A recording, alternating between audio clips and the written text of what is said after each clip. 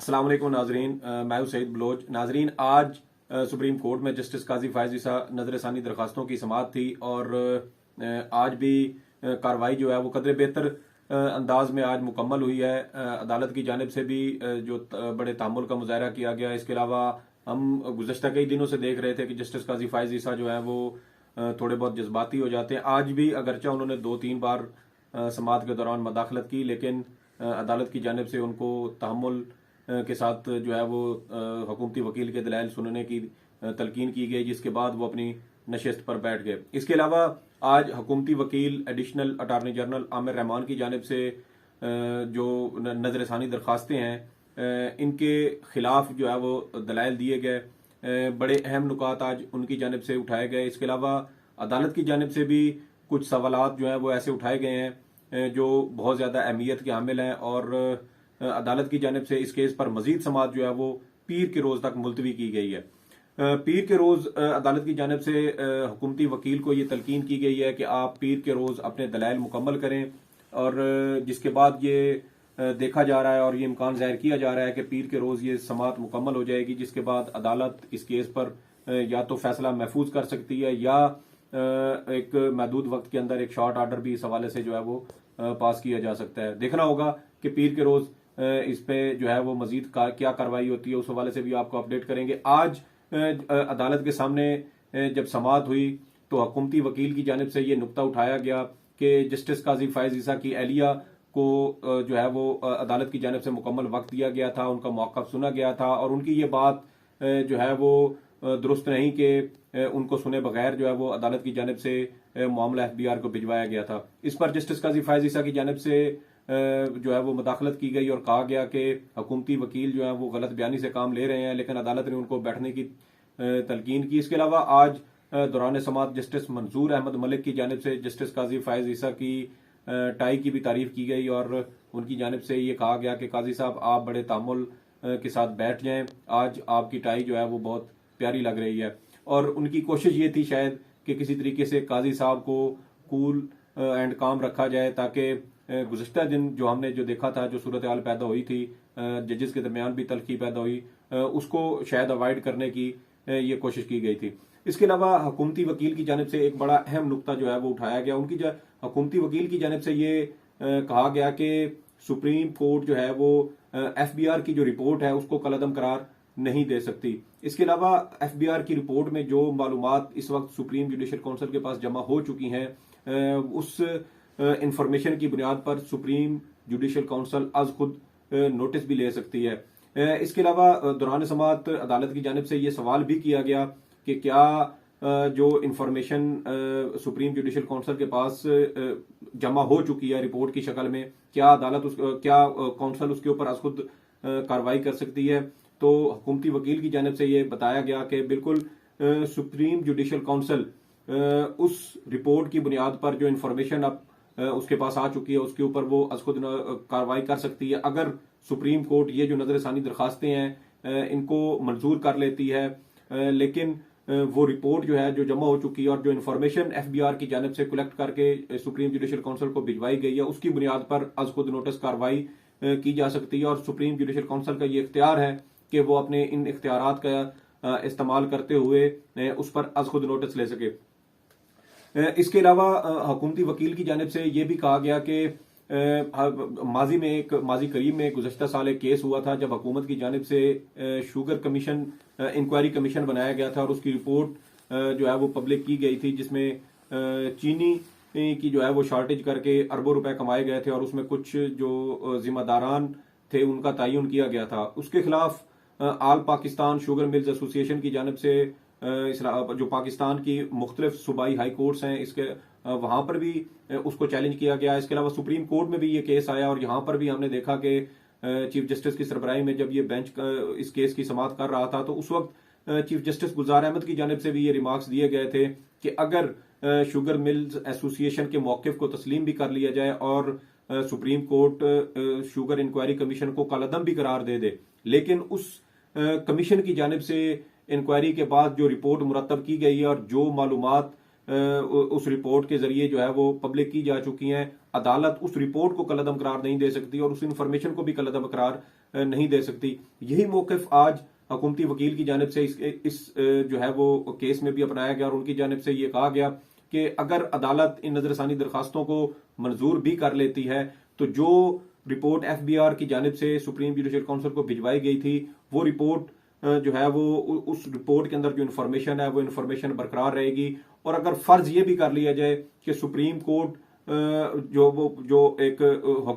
इसकी जानिब से जो एक फैसला सुनाया गया था कि मामला एफबीआर को भेजा जाए और वो इंक्वायरी करके अपनी रिपोर्ट जो है वो सुप्रीम जुडिशल काउंसिल को भिजवाए, अगर उसको भी जो है वो अदालत खत्म कर देती है तो उसके बावजूद जो इन्फॉर्मेशन मंजर आम पर आ चुकी है, जो इन्फॉर्मेशन सरफेस पे आ चुकी है, उस इन्फॉर्मेशन की बुनियाद पर भी सुप्रीम जुडिशल काउंसिल आज खुद नोटिस का जो है वो कार्रवाई मजीद कर सकती है। इसके अलावा आज केस के दौरान एक जो अहम पेशरफ्त थी वो ये भी थी कि 2 दिन कबल जस्टिस उमरत अब्दियाल की जानिब से जस्टिस काजी फायज ईसा से 3 सवालात पूछे गए थे। आज जो समाअत हुई उसमें अदालत की जानिब से हुकूमती वकील से भी वही 3 सवालात पूछे गए हैं। वो 3 सवालात क्या थे? वो 3 सवालात ये थे कि अदालत की जानिब से जस्टिस काजी फायज ईसा से एक सवाल तो ये पूछा गया था कि लंदन में जो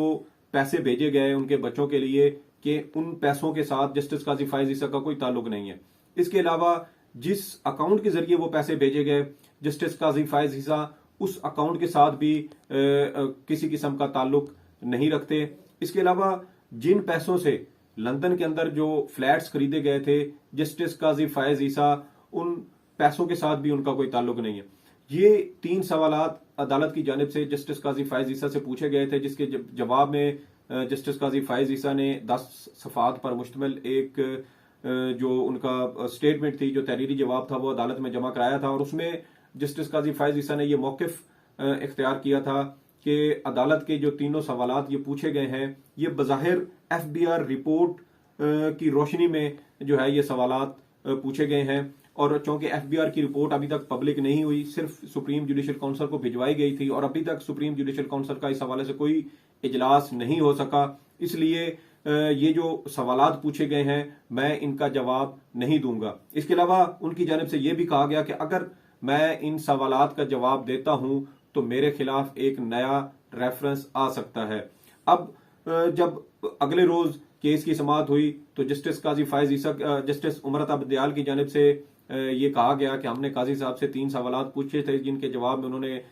ये कहा कि इन 3 सवालात की बुनियाद एफबीआर रिपोर्ट है, जबकि अभी तक काजी साहब ने खुद भी ये रिपोर्ट नहीं पढ़ी। तो यहाँ पर एक चीज जो कॉमन नजर आ रही है वो ये महसूस होती है कि बज़ाहिर जस्टिस उमरत बंदियाल और जस्टिस काजी फायज ईसा दोनों कुछ मालूमात जो है वो ऐसे लगता है जैसे वो कवर करने की कोशिश कर रहे हैं। ये 3 सवाल एफबीआर की रिपोर्ट जो है वो इनको उसकी बुनियाद करार दिया जा रहा है। एफबीआर की रिपोर्ट के अंदर कोई ऐसी चीज है जिसकी वजह से जस्टिस काजी फायज ईसा वो जवाब इन 3 सवालात के जवाब देना नहीं चाहते और अदालत की जानिब से वही 3 सवाल जो जस्टिस काजी फायज ईसा से पूछे गए थे 2 रोज कबल, वही आज हुकूमती वकील से भी पूछे गए हैं। और ये कहा गया है कि इस बात में कितनी सदाकत है कि जस्टिस काजी फायज ईसा का लंदन की जायदादों के साथ उनका कोई ताल्लुक नहीं है। तो अब हुकूमती वकील से अदालत ने ये 3 सवालात के जवाब पूछे हैं। साथ ही हुकूमती वकील को इस बात का पाबंद भी किया है कि आप एफबीआर रिपोर्ट की रोशनी में इन 3 सवालात के जवाब नहीं देंगे। तो उसके बाद देखना होगा कि हुकूमत के पास ऐसा कौन सा मटेरियल है, ऐसा कौन सा मवाद है जो वो इन 3 अदालती सवालात का जो है वो जवाब देती है। पीर के रोज इस केस पर जो है वो मजीद इस पर समाअत होगी और देखना होगा कि ये इस पर क्या पेशरफ्त होती है। इसके अलावा जो एक और चीज अहम है जो यहाँ पर जहन में आती है वो ये है कि जस्टिस काजी फायज ईसा ने उन 3 सवालात की बुनियाद पर नया रेफरेंस आने की जो बात है वो क्यों की है? क्या जस्टिस काजी फायज ईसा के खिलाफ कोई नया रेफरेंस आने वाला है उन 3 सवालात की बुनियाद पर, या उस एफबीआर रिपोर्ट पर जो सुप्रीम जुडिशल काउंसिल को भिजवाई गई थी? पहले जब जस्टिस काजी फायज ईसा अपने दलाइल दे रहे थे तो उनकी जानिब से ये कहा गया था कि मुझे अभी तक एफबीआर रिपोर्ट भी जो है वो उसकी कॉपी भी नहीं दी गई, जिसके बाद अदालत ने कहा कि आपको एफबीआर रिपोर्ट की कॉपी मिल जाएगी। लेकिन अगले दिन जस्टिस काजी फायज ईसा ने कहा कि वो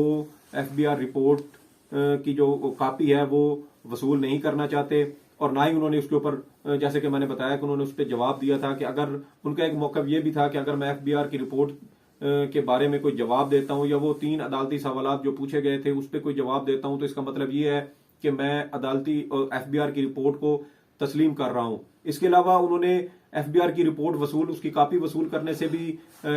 इस बात से जो है वो उन्होंने इनकार कर दिया था कि अगर अदालत के जरिए मैं एफबीआर रिपोर्ट की कॉपी जो है वो वसूल करता हूं तो फिर वो एफबीआर रिपोर्ट जिसको वो सिरे से तस्लीम ही नहीं कर रहे, उसको मानते ही नहीं है और ये कहते हैं कि अदालत का एफबीआर को मामला भेजना ही दरअसल गलत है, तो फिर वो रिपोर्ट अदालती रिकॉर्ड का हिस्सा बन जाएगी। तो इस वक्त जो सूरत हाल है वो यकीनी तौर पर जस्टिस काजी फायज ईसा के लिए कोई अच्छी बज़ाहिर नजर नहीं आती। अब देखना यह है कि हुकूमती वकील उन 3 अदालती सवालात का क्या जवाब देते हैं। अगर वो अपने रिकॉर्ड से या अपनी तहकीकात से कोई ऐसा मवाद अदालत के सामने वो ले आते हैं जिससे ये चीज साबित हो जाती है कि जस्टिस काजी फायज ईसा का लंदन में खरीदे गए फ्लैट्स या जिस अकाउंट से वो पैसे भेजे गए उसके साथ या जो पैसे यहां से भेजे गए उसके साथ उनका किसी किस्म का भी कोई ताल्लुक है, तो यकीनी तौर पर जस्टिस काजी फायज ईसा के लिए इस पर जो है वो मसाइल जो है वो खड़े हो सकते हैं। तो ये आज की जो केस का अहवाल था वो हमने आपके साथ शेयर किया। इंशाल्लाह पीर के रोज इस केस की जो है वो इम्कान तो यही जाहिर किया जा रहा है कि आखिरी समाअत होगी और अदालत इस पर जो है या तो फैसला महफूज कर सकती है या कोई शॉर्ट ऑर्डर पास कर सकती है। इस हवाले से जो भी अपडेट होगी इंशाल्लाह पीर के रोज भी आपको अपडेट रखेंगे। हमारा चैनल लाइक करें, सब्सक्राइब करें। वीडियो के हवाले से अगर आपकी कोई राय हो या आपका कोई कमेंट हो जो आप हमारे साथ शेयर करना चाहें तो कमेंट सेक्शन में वीडियो पर अपनी राय जरूर दें। तब तक के लिए सईद बलोच को इजाजत दें। अल्लाह हाफिज।